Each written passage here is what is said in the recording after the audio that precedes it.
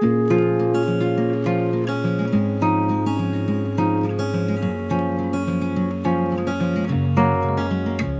only one first time.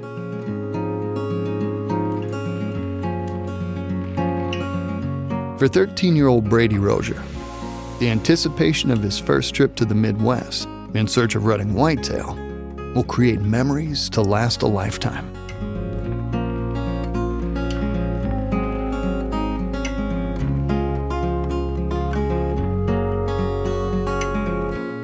But this story is about more than a deer hunt. Like all father and son hunts, lessons and ways of the wild will be passed, generation to generation.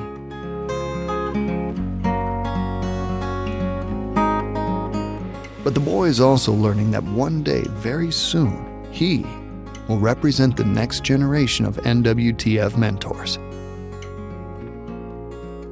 That in his hands, the future of conservation rests.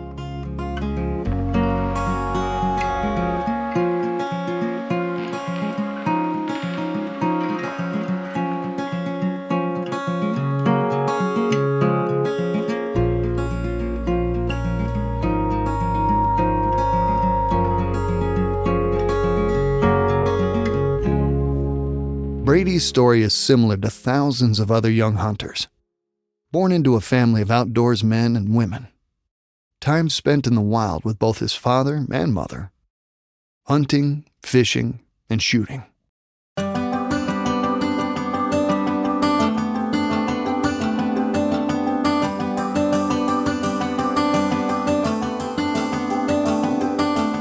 When the boys got to be a little bit older and they wanted to go hunting, of course Chris took them hunting with him some, but I love to hunt too, so Chris and I would kind of take turns, you know, whose turn was it to go sit in the woods that night, and the boys would ask to go, and so we finally got to a point where I would take turns or Chris would take turns taking the boys, and so sometimes Ryan would get to go with me and sometimes Brady would get to go, and it turned out to be some of the best experiences. I was actually with Brady the night that he shot his first buck, and that was just a really cool thing that I'll always remember.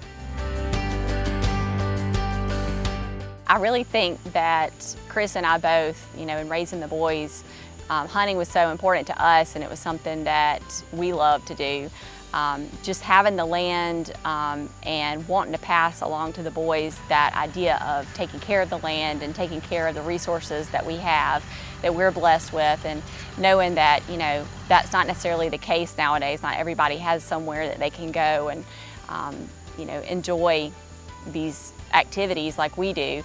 So we want to make sure that we not only teach them how to do those things, but that they can also pass that along to somebody else. They may have friends whose parents don't hunt, that they invite to come to our property and hunt sometimes, or you know, when they have kids of their own, just we want them to be able to share that same experience with their children one day and their friends and people that they encounter, because it's a great way to bond with people and get to know people and fellowship together, and, you know, just celebrate all of the resources that we have available to us.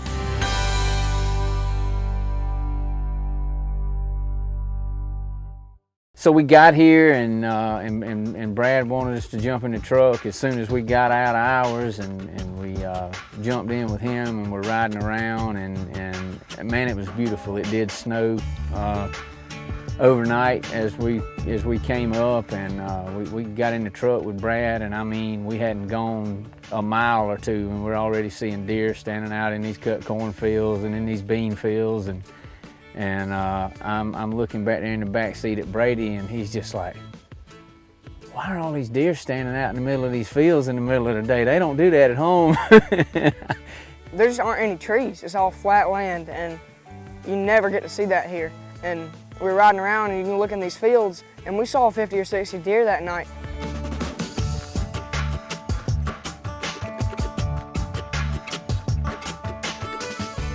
The plan was, he actually took us out and showed us the spot we're going, and it's a ground blind on the edge of right on the corner of a wood lot with a cut cornfield behind us and a bean field that is, some of it's been cut and some of it they hadn't got to yet. So we got some standing beans out in front of us, and And there's a series of scrapes along this edge of this wood lot on the edge of this bean field, and he's got a couple trail cams that we looked at those pictures, and he's got several nice deer that are using this edge and coming out into these beans. So we sit down at the table that night looking at these trail cam pictures, and he goes to the first picture, and it's a 7-point. And it's a 2 or 3 year old deer, and he says, "See that deer right there?" And I said, "Yes, sir." And he said, "You cannot shoot that deer."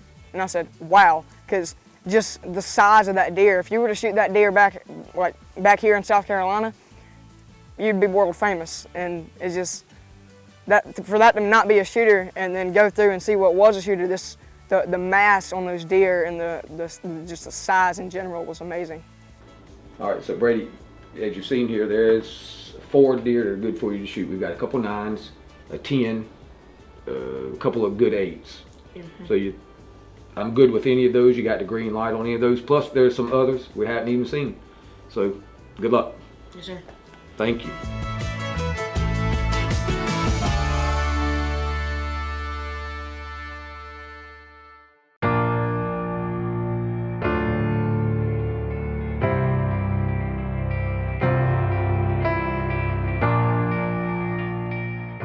Got in the blind that first morning and you know, saw some activity. We saw a few does feeding a good little ways off up in the corner of the field. But you know, sat there for a few hours and didn't really have anything else. Or, you know, we checked that cut cornfield behind us, didn't see anything out there, so we decided to go into town and get breakfast and come back out and try it again in the afternoon and see what happens.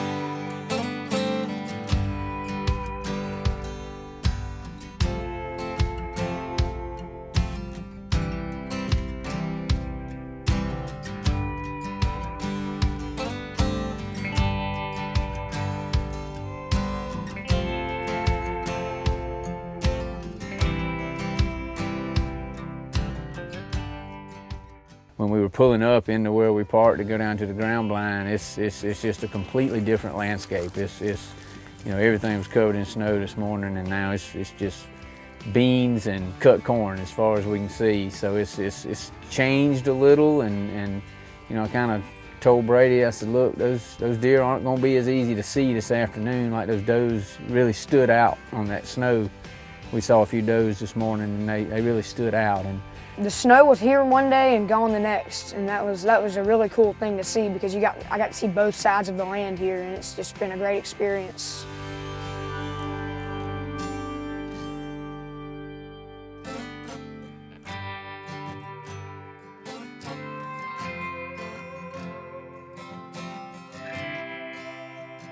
You know, the shadows start getting long, and it gets to be about that magic time. And I looked at Brady and I said, this is why we came out here. This is what we really want to be here for. So get on those binoculars and be looking around and keep an eye around everywhere to make sure, you know, we're looking at everything we can look at.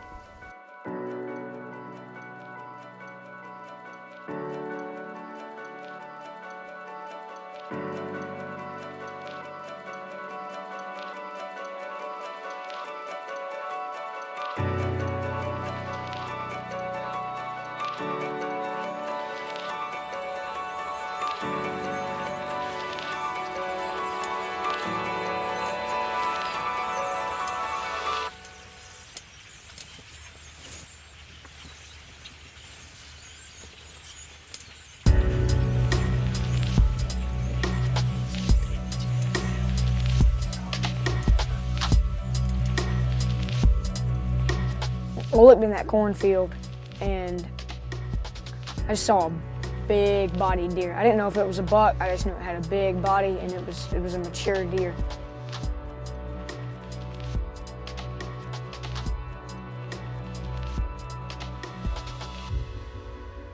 It seemed like forever from the time when he went in the woods to the time he came out, but really after I looked at it, it was only about a 10-minute interval.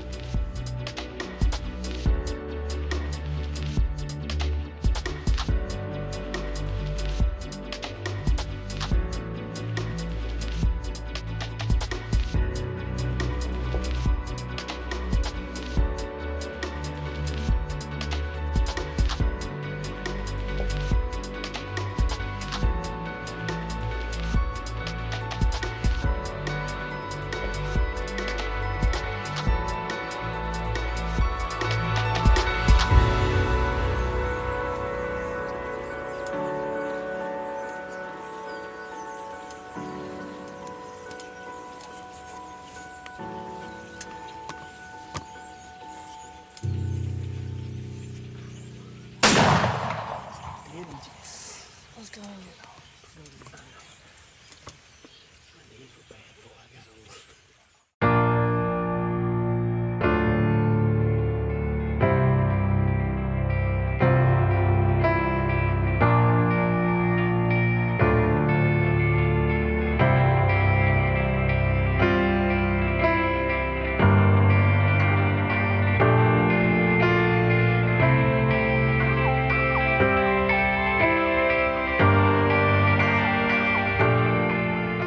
There is only one first time. Sharing the hunting tradition with someone new can be a rewarding experience. Mentoring provides an opportunity to give back to the hunting culture and thereby conserve the hunting legacy for future generations. Moreover, mentoring provides an opportunity to give back to the person that mentored you. For more information on the NWTF's mentoring program, visit our website at www.nwtf.org.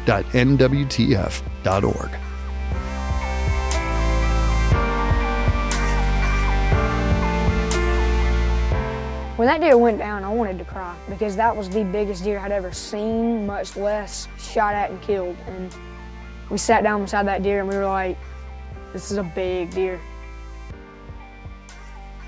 He was a main frame 10 with a kicker, so we counted him as an 11. But that was just a great experience overall, heart pounding, just a great moment that I'll remember forever.